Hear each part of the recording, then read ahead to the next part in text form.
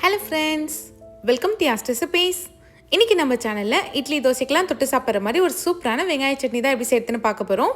இந்த வெங்காய சட்னியோட டேஸ்ட் ரொம்பவே பிரமாதமா இருக்கும். 2 இட்லி சாப்பிடுறவங்க கூட 2 இட்லி எக்ஸ்ட்ரா வச்சு சாப்பிடுவாங்க. அந்த அளவுக்கு டேஸ்ட் ரொம்ப நல்லா இருக்கும். வாங்க இந்த டேஸ்டியான வெங்காய சட்னி எப்படி செய்யறதுன்னு பார்க்கலாம். அதுக்கு கடாயில 2 டேபிள் ஸ்பூன் அளவுக்கு எண்ணெய் சேர்த்துக்கோங்க. இது கூடவே 10 சின்ன வெங்காயம் நான் உரிச்சிட்டு சேர்த்திருக்கேன். சின்ன வெங்காயம் சேர்க்கறப்போ நமக்கு நல்ல டேஸ்ட் கொடுக்கும். இது கூடவே ஒரு 10 பல் அளவுக்கு பூண்டை உரிச்சிட்டு சேர்த்துக்கோங்க. இப்போ இது லைட்டாக வதக்கி எடுத்துக்கலாம். பூண்டும் வெங்காயமும் லைட்டாக சாஃப்டாக வதங்கி வரணும். இப்போ இதுக்கு காரத்துக்கு ஒரு 5 காஞ்ச மிளகாய் சேர்த்துக்கலாம். ஒரு பெரிய வெங்காயத்தை நல்லா தின்ன ஸ்லைஸ் பண்ணிவிட்டு சேர்த்துக்கோங்க. இதோடவே ஒரு கொத்து கருவேப்பிலை சேர்த்துக்கோங்க. கருவேப்பிலை சேர்க்குறப்போ நல்ல ஒரு ஃப்ளேவர் கொடுக்கும். இப்போ இதை நல்லா ஒரு 2 நிமிஷத்துக்கு வதக்கி எடுத்துக்கலாம். வெங்காயம் வந்து நல்லா சாஃப்டாக வதங்கி வரணும்.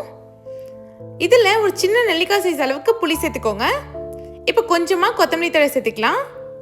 கொஞ்சமாக புதினா இலையும் சேர்த்துக்கோங்க. புதினா கொத்தமல்லி கொஞ்சம் ஃப்ரெஷ்ஷாக சேர்த்துக்கோங்க. சேர்த்துட்டு இதை நல்லா வதக்கி விடுங்க. அந்த புதினாவும் கொத்தமல்லியும் நல்லா சுருண்டு வரணும். அந்த மாதிரி வதக்கி எடுத்துக்கலாம். இப்போ பாருங்கள், புதினா கொத்தமல்லி நல்லா வதங்கிடுச்சு. இப்போ சட்னிக்கு தேவையான அளவுக்கு உப்பு சேர்த்துக்கோங்க. நான் 1 டேபிள் ஸ்பூன் அளவுக்கு உப்பு சேர்த்துருக்கேன்.